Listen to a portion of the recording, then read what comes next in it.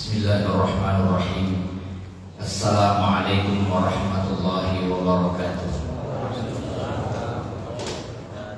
Alhamdulillahirabbil alamin, hamdan syakirin, hamdan na'imin, hamdan yuwafi ni'amahu wa yukafi'u mazidah. Ya Rabbana lakal hamdu kama yanbaghi li jalali wajhikal karim wa azimi sultanik.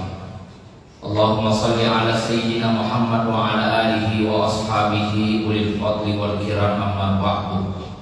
Subhanaka la ilma lana illa ma 'allamtana innaka antal alimul hakim. Kaum muslimin dan muslimat jamaah salat subuh yang insyaallah semoga kita semua dirahmati dan dimuliakan oleh Allah Subhanahu wa taala. Tersebutlah bahwa seorang pengusaha yang sangat sukses, tetapi secara tiba-tiba dia kemudian jatuh bangkrut. Akhirnya dia datang seorang kiai untuk bertanya, kira-kira doa apa yang bisa saya baca agar usaha saya kembali normal? Tetapi justru Pak Kiai balik bertanya kepada dia, yang ini saya tanyakan kepadamu, kata Pak Kiai, ketika engkau menjadi orang kaya dulu sukses, apakah engkau pernah membohongi istrimu? Beliau menjawab, sering, bahkan hampir tiap hari. Nah, kalau bapak-bapak ini ditanya, pernah membohongi istri? Sering apa tidak? Ya. Poin pertama masuk. Yang kedua, bagaimana zakatmu ketika engkau menjadi orang kaya? Dia menjawab, selama saya berusaha dan punya harta menjadi orang sukses, saya tidak pernah memperhatikan yang namanya zakat. Yang ketiga, bagaimana dengan sholatmu? Pak Kiai, saya sholat hanya 1 kali 1 minggu. Itu pun hanya hari Jumat karena persoalan sibuk dari pekerjaan. Itu pun kalau hari sholat Jumat dia yang paling terakhir datang dan paling duluan keluar. Nah, beda kalau di masjid teroda kan. Kalau nanti kita khutbah tidak ada lagi di luar masjid, semuanya sudah di dalam masjid. Karena ada orang nanti masuk ketika iqamah, selesai salat langsung keluar. Ada di sini begitu? Apa sih itu? Yang keempat, bagaimana hubunganmu dengan orang tua? Apakah masih hidup? Masih hidup. Apa kau serumah? Tidak. Dia di kampung. Apa kau sering kunjunginya? Jarang. Bahkan orang tua sering menelpon, ibu rindu terhadapmu, pulang. Lagi-lagi jawaban saya, Pak Kiai selalu mengatakan saya sibuk. Bahkan ketika dia menelpon dan saya tahu ibu saya menelpon, sering saya tidak angkat karena pasti selalu meminta saya pulang. Apa kata Pak Kiai? Tidak usah banyak doa yang saya ajarkan, cukup perbaiki 4 itu. Kau pulang ke rumah, minta maaf sama istri. Oh, les bola, datuk na bola, na sayang na bini. Mana itu? Napa? Aja nama bukan apa? Pokok na apa nyindai. Lalu kemudian dia minta maaf segala kesalahan. Sholatnya pun diperbaiki. Mulai dari sholat subuhnya sampai 5 waktunya, bahkan dia berusaha untuk melakukan sholat sunat, ba'diyah dan qabliyahnya. Dia mulai perlahan-lahan memperbaiki sholat. Lalu harta yang masih ada sedikit tersisa dia jual, lalu bertobat. Ini adalah awal saya mengeluarkan zakat. Lalu dia telepon ke ibunya bahwa dalam waktu dekat saya akan datang, mohon maaf atas segala kehilapan saya, dan ibunya ridho dan memaafkan. Apa yang terjadi Bapak Ibu? Dalam waktu 2 bulan usahanya kembali meningkat. Dalam hanya waktu 4 bulan usahanya kembali normal, dan tidak cukup 1 tahun dia bisa membeli apa saja yang dulu dia jual saat dia bangkrut. Kuncinya 4. Jangan bohongi istri, perbaiki sholat, perbaiki zakat. serta perbaiki hubungan terhadap orang tua. Saya sering keluar ceramah di beberapa tempat yang jauh dan umumnya di sana adalah perantau, dan sering saya menemukan ada orang yang sudah bertahun-tahun bahkan puluhan tahun merantau tidak pernah melihat lagi orang tuanya, padahal orang tuanya masih hidup. Ya, saya bilang, apakah harus menunggu ada telepon bahwa bapak ibu meninggal lalu kemudian pulang? Kalau hanya persoalan tidak ada waktu, persoalan biaya, pertanyaannya saat orang tua meninggal, tiba-tiba waktu ada. Bahkan ketika kau tidak punya uang, pembeli tiket kau siap untuk meminjam kemana-mana asal pulang. Maka sering kalau saya di acara takziah, saya bilang apa ada yang ditunggu anaknya. Ada bandang aja, gibet talan dan ini taja dan ini Maka bapak ibu yang merantau dan orang tua masih hidup, apa alasan tidak pulang menemui mereka? Ya minimal kalau belum sempat bulan ini, kemudian telepon mereka. Ingat, ada orang yang sakit, dia berobat kemana-mana, kiri kanan dokter, andai kata obat yang menyembuhkan dia sudah sembuh. Lalu kemudian Pak Japi, setiap ada ustaz yang datang Japikan, ya enak kasih malam-malam sempurna Japikan. Ya, kalau ada yang dia tahu bahwa di sana pintar obat, datang, tetapi penyakit itu tidak sembuh. Karena memang kita yakin bahwa Allah yang menyembuhkan.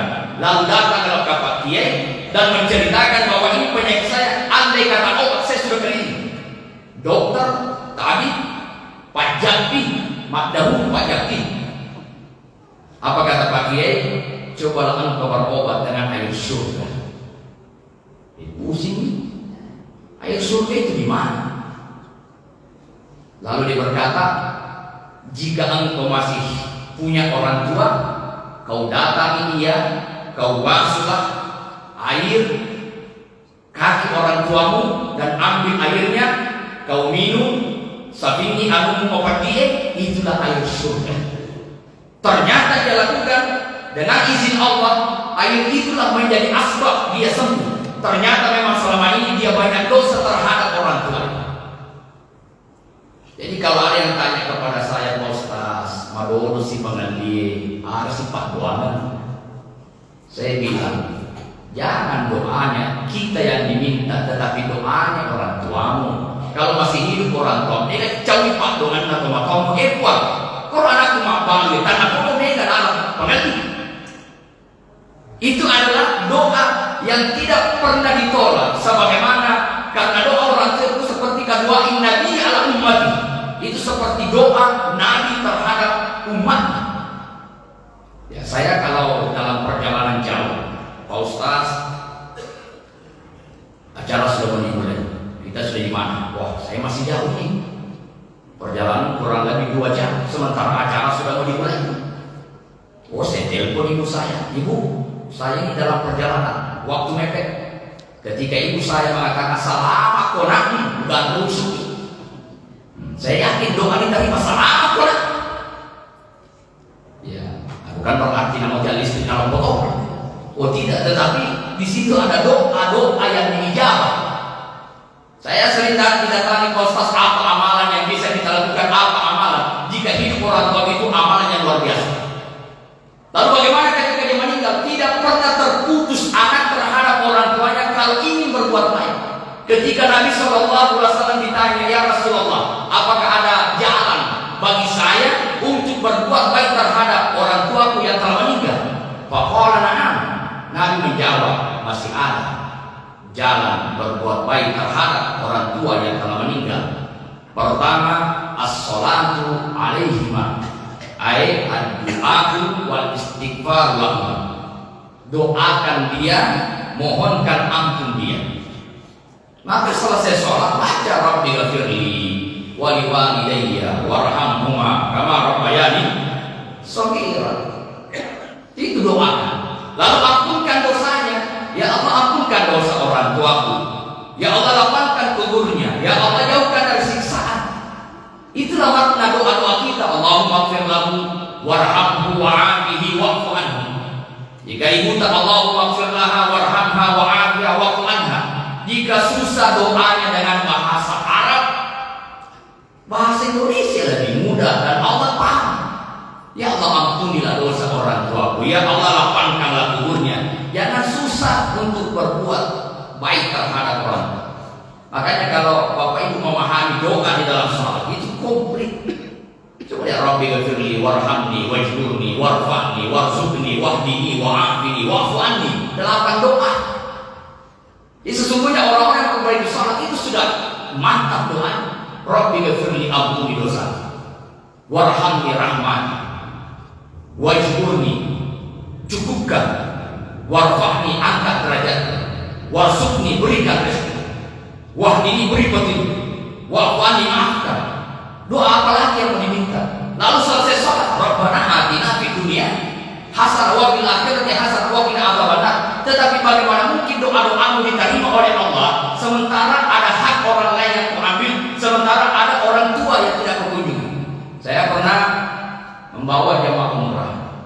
Seorang ibu, dia berkata, Pak Ustaz, alhamdulillah saya sudah 5 kali mencium Hajar Aswad. Wih, alhamdulillah, kok dimudahkan. Lalu saya katakan, bagaimana hubunganmu dengan ibu bapakmu? Oh, cendok ya. Benci aku. Jadi saya bilang, itu artinya kau mengejar surga yang jauh, tetapi lupa dengan surga yang dekat. Kau mengejar mencium Hajar Aswad, itu surga yang jauh dari kampung, tetapi ada surga yang dekat yang kau lupa. Kau pulang setelah umrah, minta maaf sama orang tuamu. Karena ridho Allah fi ridal walidain wa sukhtullahi fi sukhtil walidain. Ridho orang tua itu, ridhonya Allah itu terletak pada ridho orang tua. Dan murkanya Allah itu terletak pada murka orang tua. Doakan. Wal infaq ahdihima min ba'dihima, menyelesaikan akad perjanjian orang tua setelah meninggal. Misalnya dia punya wasiat, selesaikan wasiatnya. Ataukah kemudian dia punya tanah wakaf, wakafkan. Ada juga banyak kejadian orang tuanya mewakafkan tanah untuk masjid, malah dituntut di pengadilan, masjidnya dirobohkanlah masjid itu, dibangun rumah. Memang keuntungannya besar bagi kamu si anak, tetapi kau telah memutuskan mata rantai pahala terhadap orang tuamu. Mereka tuh pakai model ini. Asal ini tadi marsuri tanah, ya, macam itu postas apa beda tanahmu, ya itu luar biasa. Lalu kemudian selesaikan perjanjian, termasuk ketika orang tua meninggal, sebelum hartanya habis kau bagi wahai si anak, maka perhatikan itu gak imran atau makom.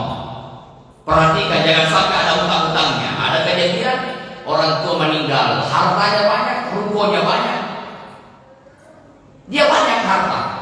Akhirnya apa yang terjadi setelah meninggal orang tuanya, hartanya habis dibagi oleh anak-anaknya.